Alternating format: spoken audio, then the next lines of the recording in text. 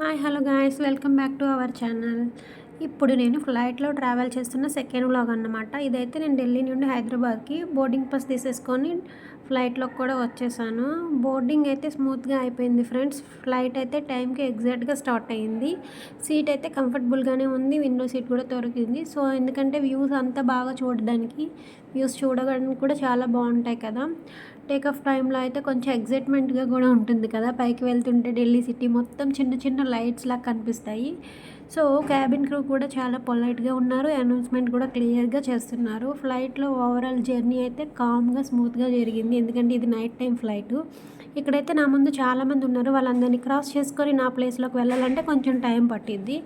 Finally నేనైతే నా సీట్లోకి వచ్చేసాను, చూసేసేయండి.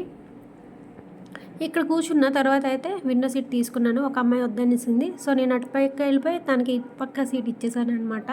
క్లౌడ్స్ మధ్యలో ట్రావెల్ చేయడం అంటే నెక్స్ట్ లెవెల్ ఫీలింగ్ ఫ్రెండ్స్. ఈ జర్నీని అయితే ఫుల్ ఎంజాయ్ చేస్తున్నా ఒక్కదాన్ని, అది కూడా నైట్ టైము 9 to 11. నేనైతే ఫైనల్లీ హైదరాబాద్ కూడా వచ్చేసాను. ఎయిర్పోర్ట్ నుండి కూడా బయట వ్యూ చాలా బాగుంది.